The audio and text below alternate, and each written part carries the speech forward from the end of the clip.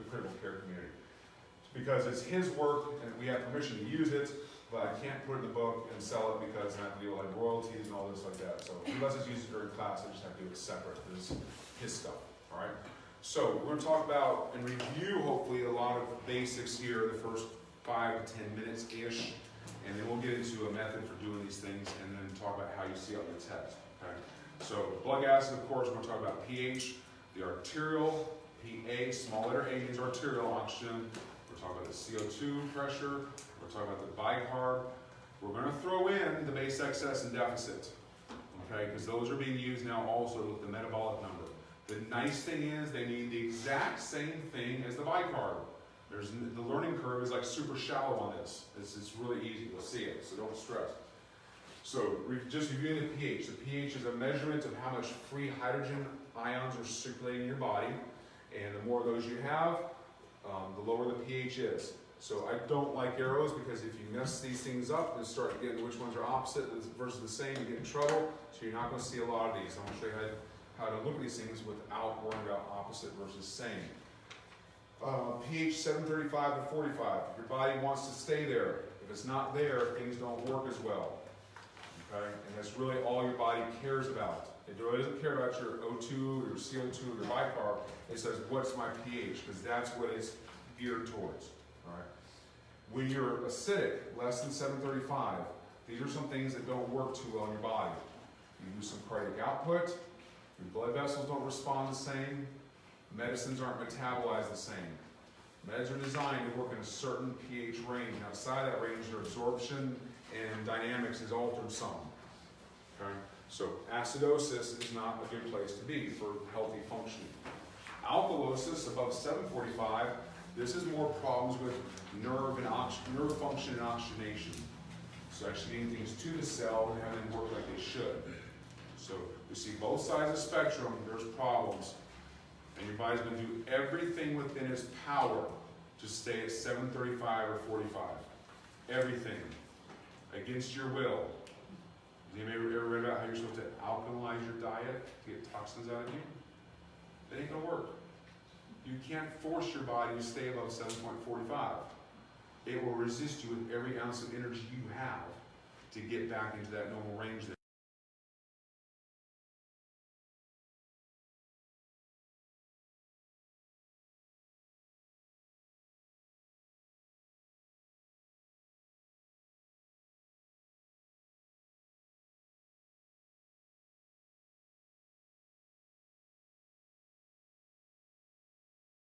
It dissolved in your bloodstream. You don't see CO2 bubbles floating around in someone's blood because there's an amount of pressure that keeps it dissolved. If that pressure were to suddenly be taken away, bubbles will start to form out of it. Those bubbles come out of that solution. Okay? So that number is how much pressure is holding them down there. If you were trying to analyze these things and only looking at one number, one parameter, one system, you'll see you don't know if that CO2 is abnormal for being the primary problem or compensation. So this slide is showing you that we're going to look at each of these individually because just the knowledge of one doesn't tell you what the problem is. And the rule for the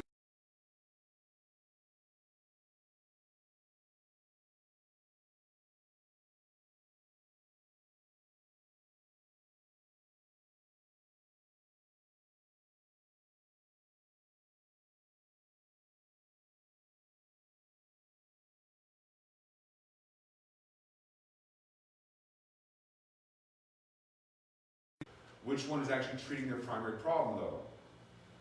In a CHF patient. The Lasix, correct. So that's always the best answer because it first treats their primary problem. At some point, we might have to put them on something to bring their blood pressure down also, but that's secondary. Okay, same thing here. You have to look at more than just one number at a time. The bicarb, so this is 22 to 26 is the normal range. This reflects what the kidneys do, because that's where it's either metabolized or excreted or combined, right?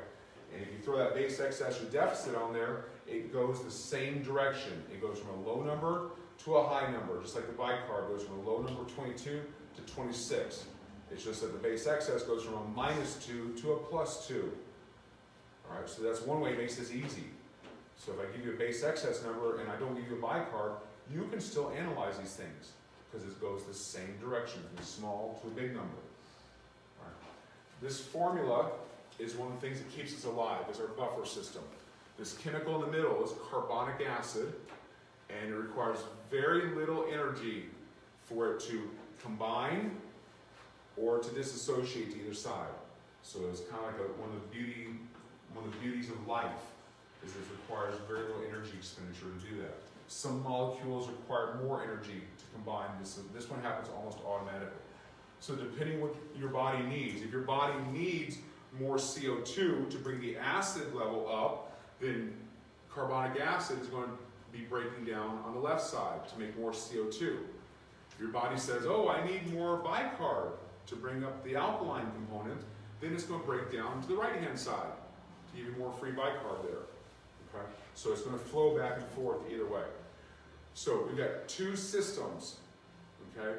I'm going to tell you, lungs, respiratory, CO2. They're all going to be synonymous because that's where CO2 is made, or excreted, lungs. So if I say the CO2 is abnormal, you can assume the respiratory system is affected.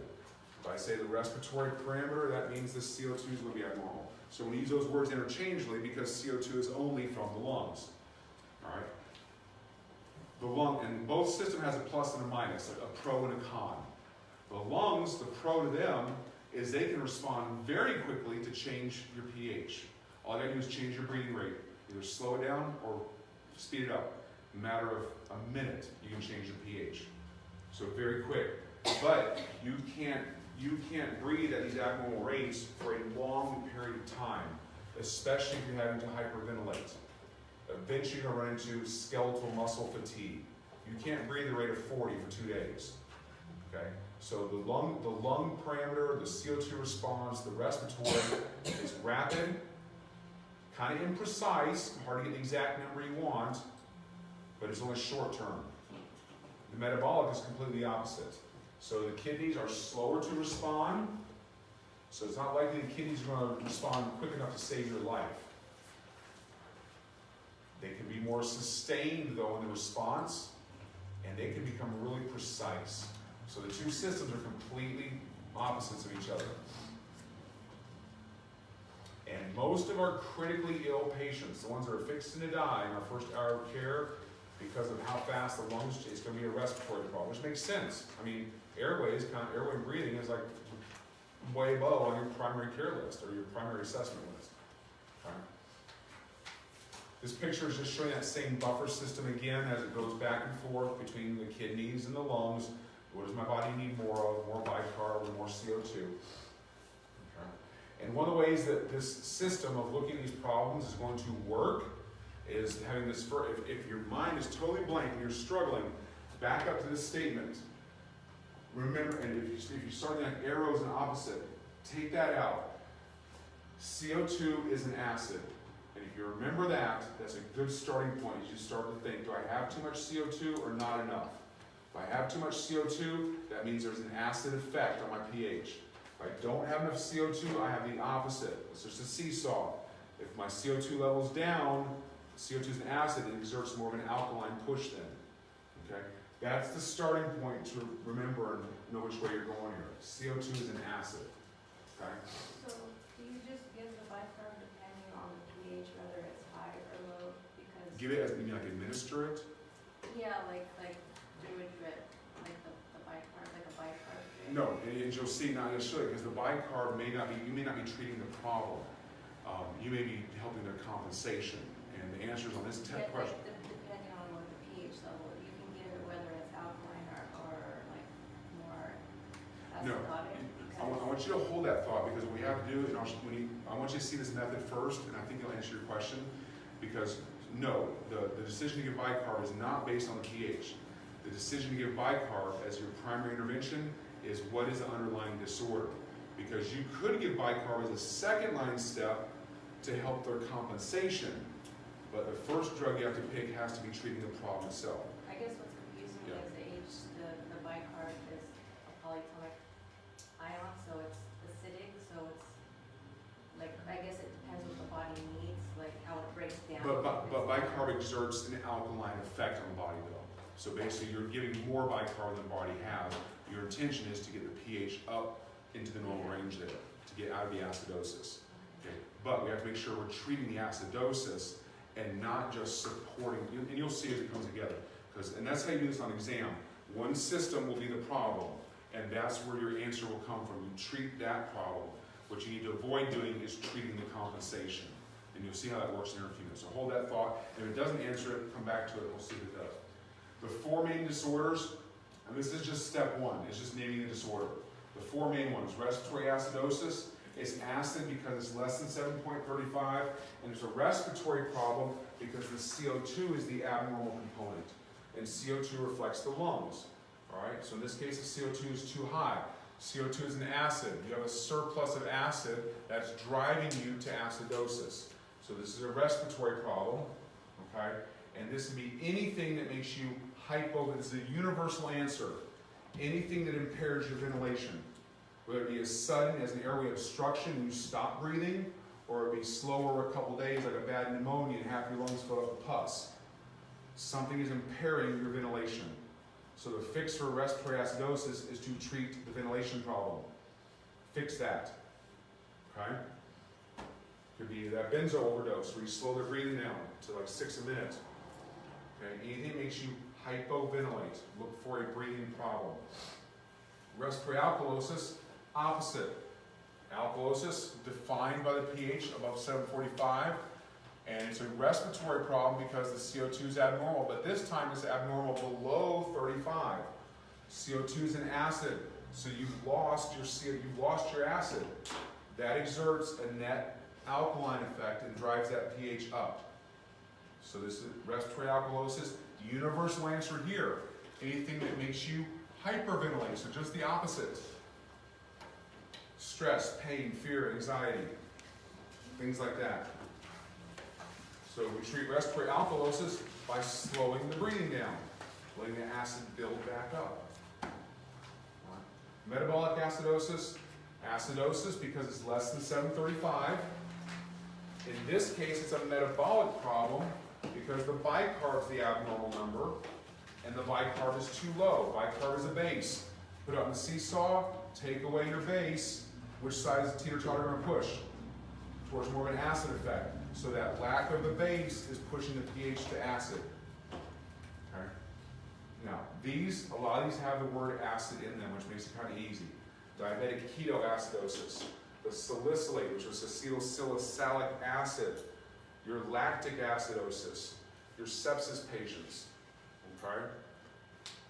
What's the acid in starvation? Think about the hyperemesis girl from the OB lecture. What was she building up? Acetone and ketones. Those are acid. So similar to the ones that are in the DKA also. Right? Now, metabolic alkalosis is very infrequent. It's kind of hard to get here, as you'll see. But defining the disorder is still an alkalosis condition because the pH is above 745. And it's still a metabolic problem because the bicarb is abnormal, but in this case the bicarb is too high. All right, so on the teeter-totter again, too much bicarb, okay, well it's not actually opposite, but bicarb is a base. You have too much of it, it exerts that alkaline effect and pushes the pH up. So this one is kind of weird how you get to it. So you gotta look at how could a person get too much bicarb in their body. You could overdose on Tums. It's the calcium carbonate that's in Tums actually, which is like bicarb. That's too much base. These other two are not really that practical or that frequent. Down here, you could lose some acid. Whoa, swerve. All right, that's a mind bender. But look, what acid are we losing? Hydrochloric acid. Okay, so a gut acid, not acid from your lungs. Okay, so you left that NG tube in on full suction for a whole shift. Bunch of hydrogen, you fill up that canister with 500 cc's of acid. All right, so by taking away the acid, it exerts more of that alkaline effect. So this is kind of hard to get to. You won't see it on a lot of patients. So that was just labeling which of the four main disorders it is. The next step, we're going to look at the compensation. So for an exam, it can only be one system is the problem. So if it's a respiratory problem, the metabolic side has to compensate. All right, and I'm gonna call the one that's affected, like the disease, the damage, or the affected system. The other one has to be the one that can still work to save your life. So that's gonna be the functioning system, the compensating system. Okay, so respiratory problem, metabolic has to compensate. So metabolic problem, respiratory has to compensate. Okay, there's gonna be no mixed blood gases on this test, because you can't ask test questions about mixed gases. There's no right answer. There'll be one a problem, one not. All right, so when we're uncompensated, the system that's still working, the one that's not damaged, its number is normal. So the bicarb, whichever one you're looking at, that normal is still within range. When we're partially compensated, the one that the system that's going to be compensating, the number's abnormal, but not enough to make the pH normal. All right, so it's kind of a stepwise progression. When we're fully compensated, the one that's still working, its value is abnormal, and it's abnormal enough, the pH got back in range there. So this is just in a verbal word form. This is what you have in your handout. This graph is the exact same thing. Whatever system is the problem. So say it's a respiratory problem, it's a respiratory acidosis. The CO2 will always be abnormal, no matter what state you're in, because that's the primary problem. If it's a respiratory problem, which one's going to be functioning still? That would be the metabolic side. So uncompensated, the bicarb will be normal. Partially compensated, the bicarb will be abnormal, but not enough to change this yet. And then fully compensated, the bicarb will be abnormal, and it's gone abnormal enough to make the pH normal. All right? That's why our first step is finding out what disorder it is, because then we have to look to the other system to see what its value is, if it's compensated or not. And it's just a progression. As it compensates more and more and more, eventually to get this back to green. All right? So this is just a review. And this is kind of how we're going to do this. We're going to look at each parameter, each number by itself. We're going to look at the pH and decide is the pH too low, acid, or is the pH too high, alkaline. And we're looking at the CO2. Is the CO2 too low? Is it below 35? That's an alkaline effect, because CO2 is an acid, remember? So if you take away the acid, that exerts an alkaline effect. If you have too much acid, it exerts an acid effect. And this is one of the first places that these two are on the same slide. You get them the wrong way, because they're actually opposite, right? Look, alkaline on top, acid on the bottom. Acid on top, alkaline. So I'm just taking that out of there. All we're going to say is it too high or too low, and what effect is that? And then here's where these two mean the exact same thing. Anytime the bicarb is below 22, the base excess will be less than -2 also. You'll never have it where the bicarb is normal, but the base excess or deficit is abnormal. They both would be abnormal, or they both would be too high or too low. Okay?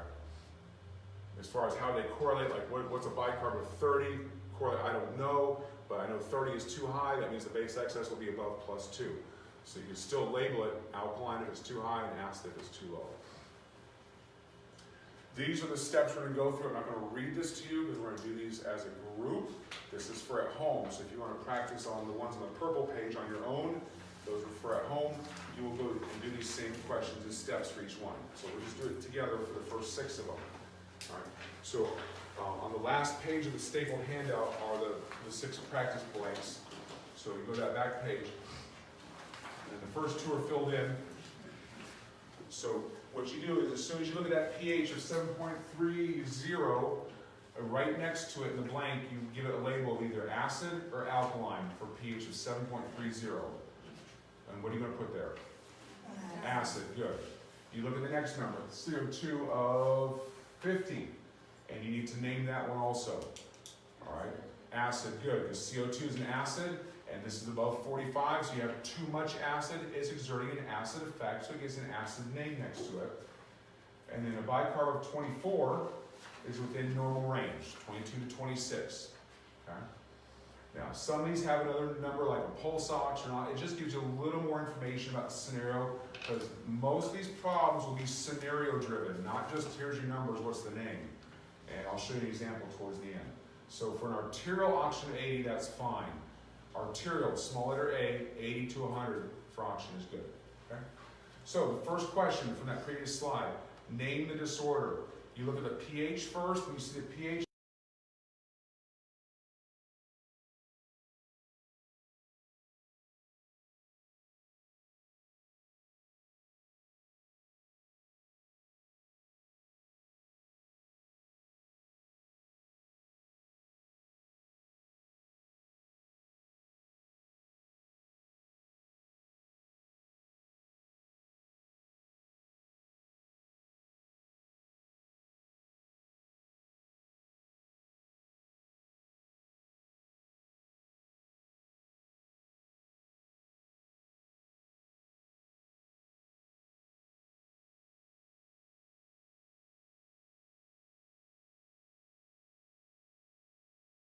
normal or not?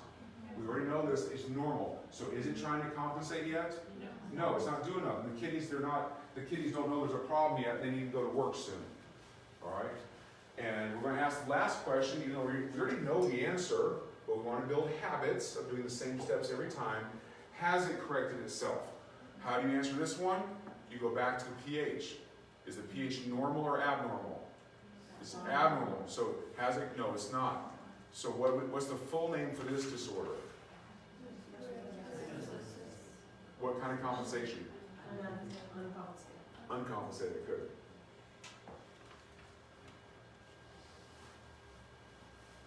So eventually the kidneys will start to alter the bicarb as our body starts to compensate.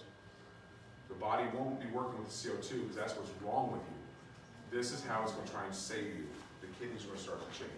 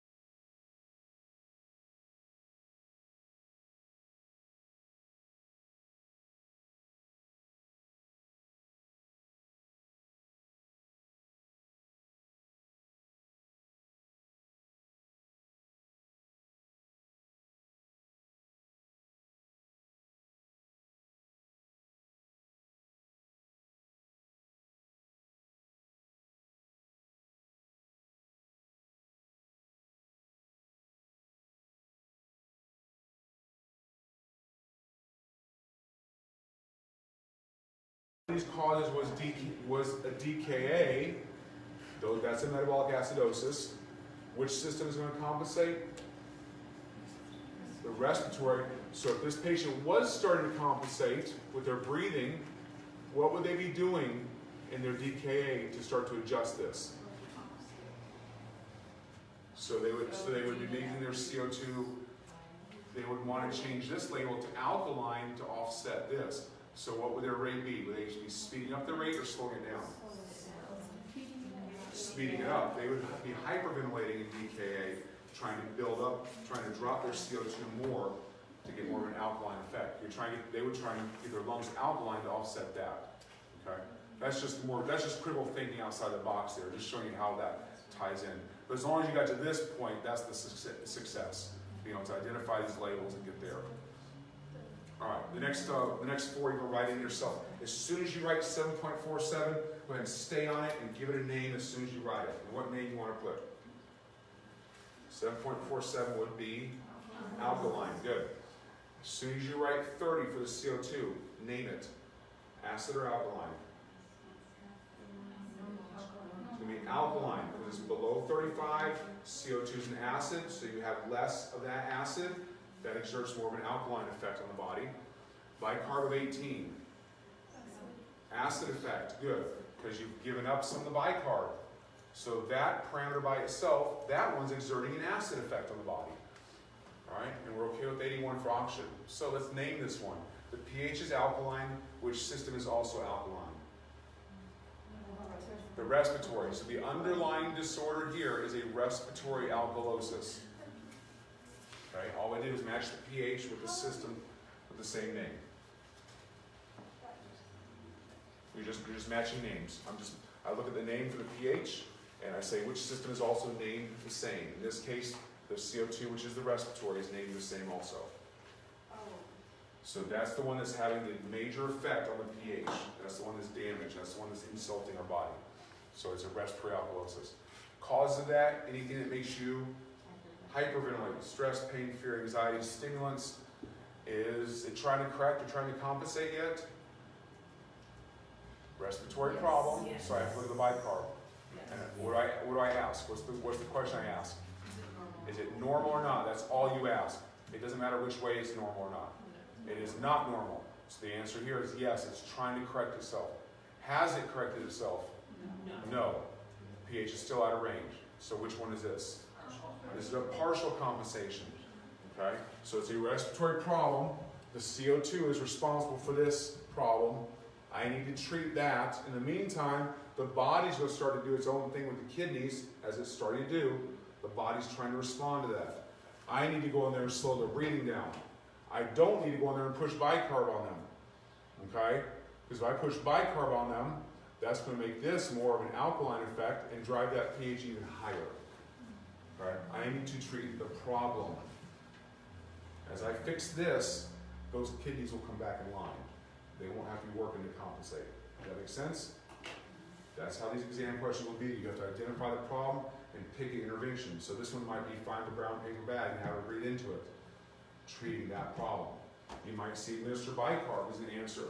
And you're going to know that's not the right thing to do. Although, you know, if you're just a nursing student, you might do, oh, they need bicarb. It's only 18. I need to give them no. By fixing this, this number will fix itself. Because this is not the problem. This is the problem. And I'll show you actually a written scenario how it actually works on the test.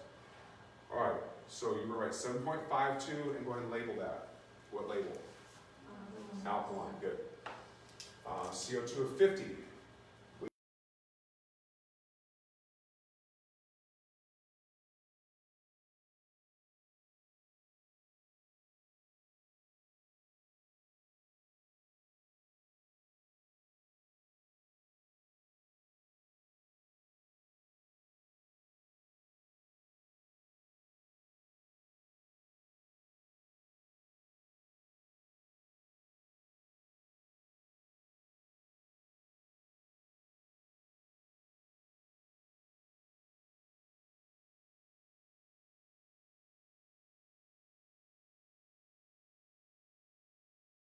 Easy, right?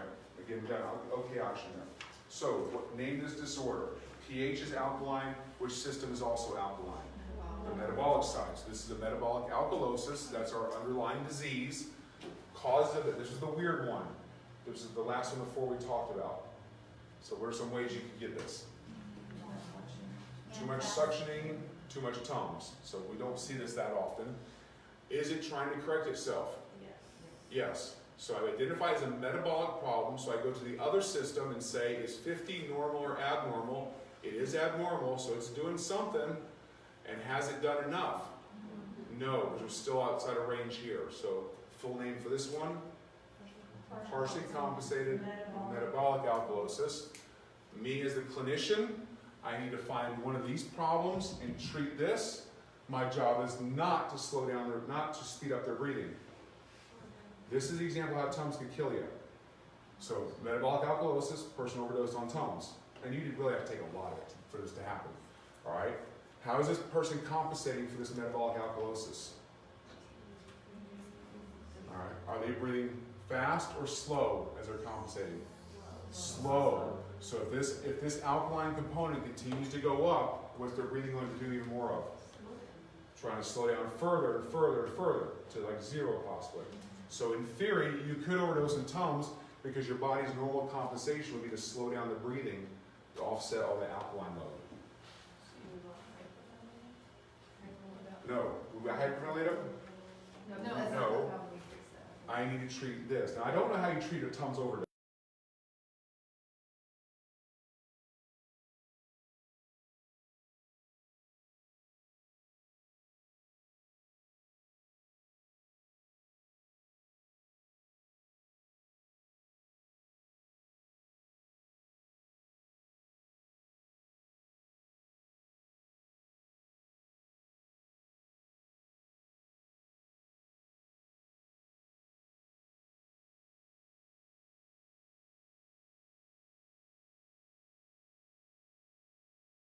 Pick the answer that treats the problem, then the respiration will fix themselves. So we probably won't have a question that's asking us. Probably. How to fix it. probably not this. It'd probably be either respiratory acidosis or metabolic acidosis. Those are two more common ones we deal with in our business.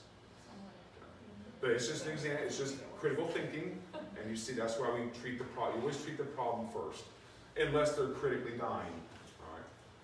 All right, we got two more. If you don't already figure out the pattern where this is going, you might already figure out what we're doing with these last two. So 7.38, normal, but anytime it's normal on the pH, you have to decide what side of normal it is. On the acidic side. On the acid side, good. So we draw a line at 7.4. If you're anything below that, you're acid. If you're anything above that, you're alkaline. So this one gets like, it has a second name with it, all right? CO2 of 27, acid or alkaline? That's going to be alkaline because your CO2 is low. You've lost some acid, so it's overall exerting an alkaline effect because you're deficient in the acid.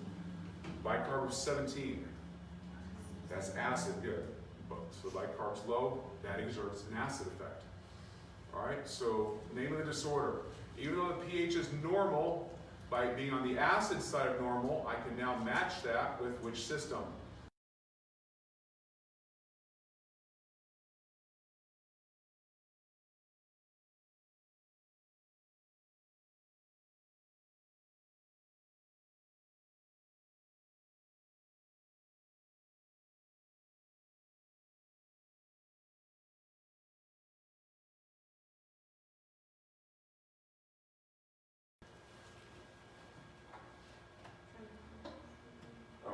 Finally caught up. Well, there's no answers for you.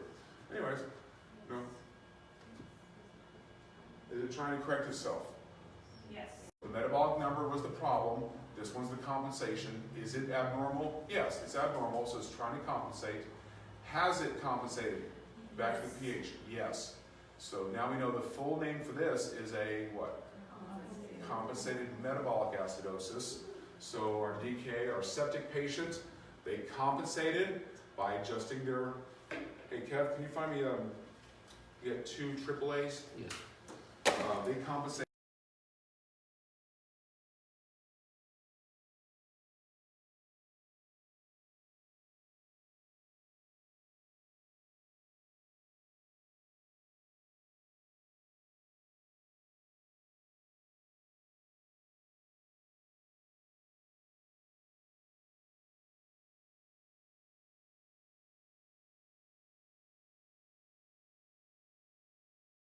It's a law of nature.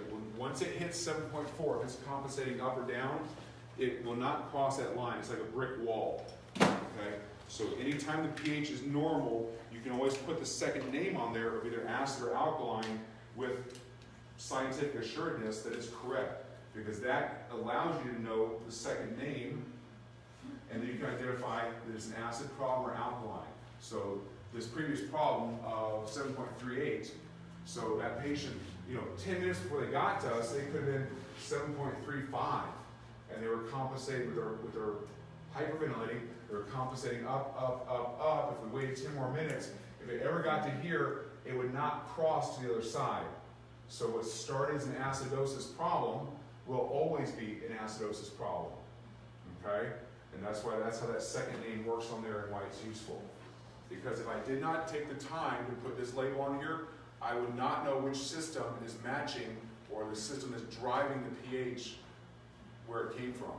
So I wouldn't know what to treat. I wouldn't know to treat a metabolic cause or a respiratory cause. So that's where the second name comes in unless you match it.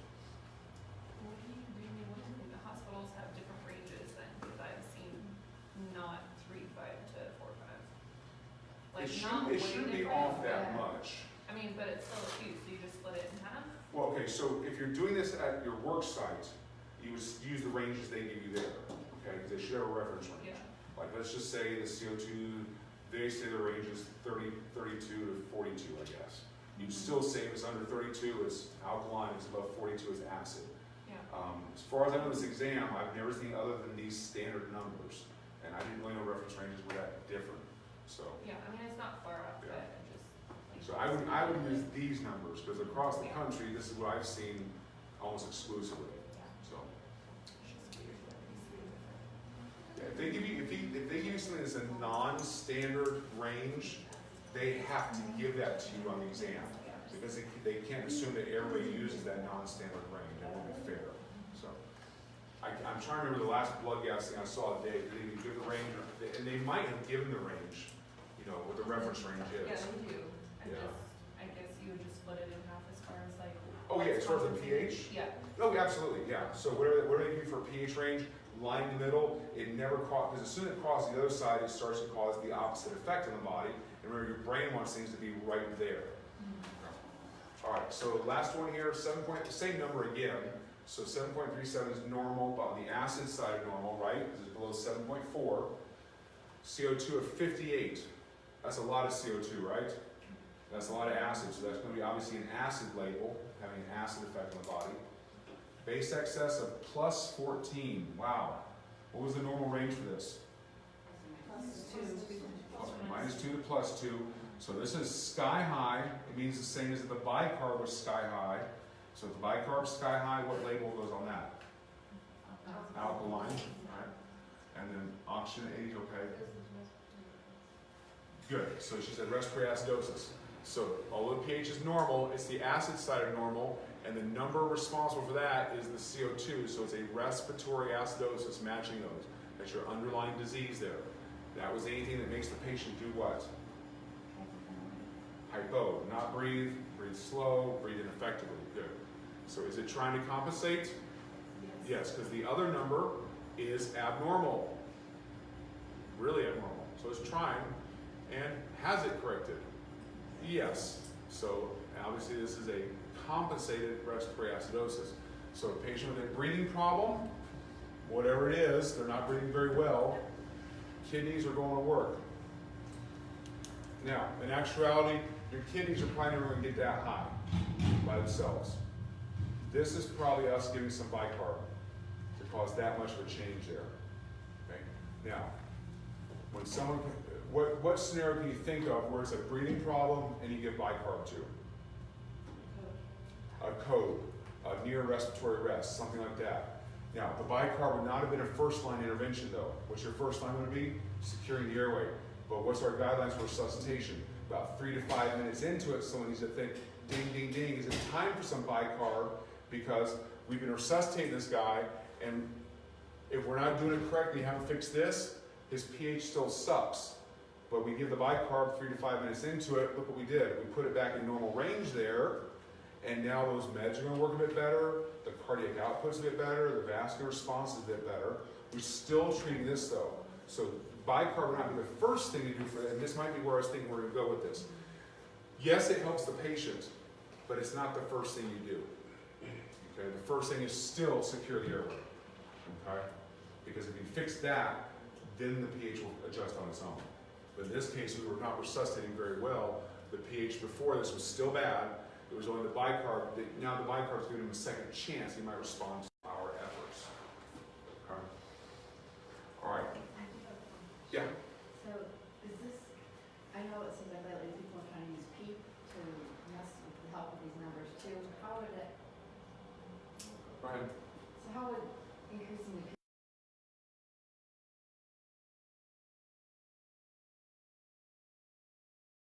Emergency intervention is, if it's an airway thing, make sure that tube's secured, it's not leaking, we get chest rise and fall. We have quicker things to reassess during that time. PEEP is like once they're kind of stabilized, okay? There may be default PEEP settings on when you first intubate somebody. Was it like 5, I think, usually? That's just a default setting. That's not, you know, that's not titrating it for their different outputs or whatever.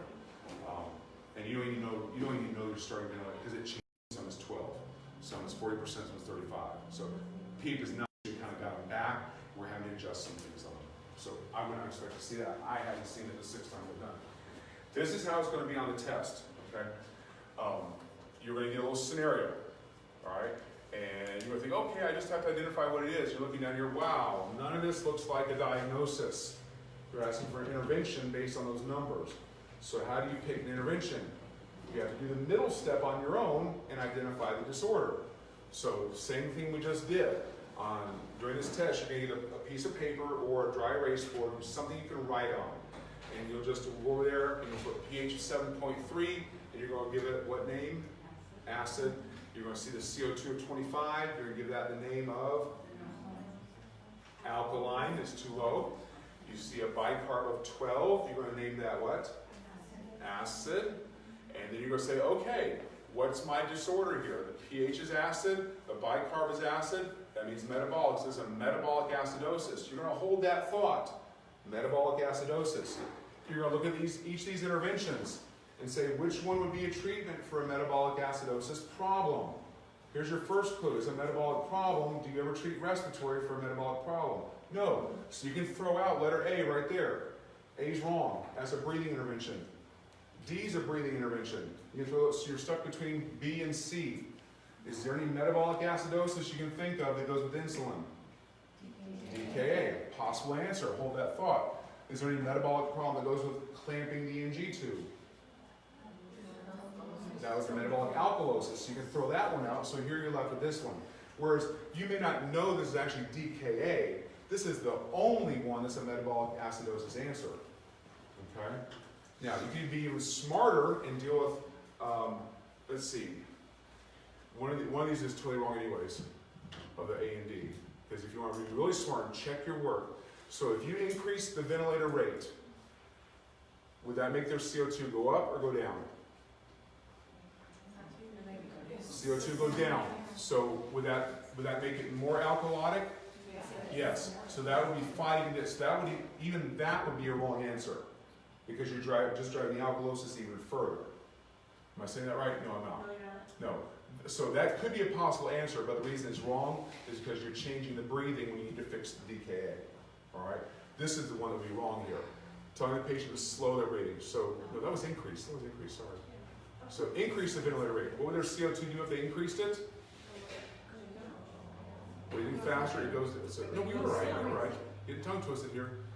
Slowing their breathing. CO2 is going to go up, right? And that's going to be more acid. That's going to make this problem worse. So that's why this one's a wrong answer. Besides that, it's a breathing intervention. That would actually make it worse. This is just wrong because you don't do this first. You do this first. Okay. So if you want to take a picture of that, because it has the kind of the explanation there, I'll do that up. We'll take a break. What time is it?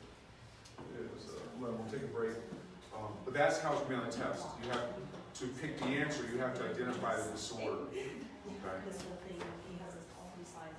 He had this on YouTube, and I watched it, Yeah. and it was when I got a little confused. It's like I could pause, read the Oh, yeah. slide, breathe, Yeah. and then so. The purple sheet has 20 practice ones for you. If you find the purple one. I don't want you to put. I really don't want you to mark on this because it'll give it away. But if you look at 13 and 17, and don't mark them, leave them so they surprise you. 13 and 17 are examples of a mixed problem. Okay, and that you will as you do these practice ones, and you'll forget number 1 by the time you do all 20, so you can do them again. You'll see why mixed problems can exist in real life. But for test purposes, they're useless because you can't pick an intervention off those because you don't know if it's a metabolic problem or a respiratory problem. And in a test authoring environment, you have to remember many right answers, a couple right ones, but only one best one. And the best one is always treat the system as the problem. So 13 and 17, by the time you get to them, you say, whoa, I can't match these up. That's what it looks like. And that's why it's not going to be on the test. Your brain's going to think of that automatically. What if? Or what if it compensated the other way? When we ask the compensation, all we're saying is the compensating number normal or not. We don't worry about which way it's going because it will only compensate one way. Okay?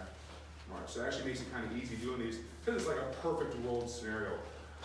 And actually, a lot of our patients have more mixed problems though. But when you start with the basics of knowledge and basic cognitive testing, you're looking for the basic concepts and then you can apply the variations to the real world scenario. So. All right, so we're going to take a break and then we'll start in where the next section is.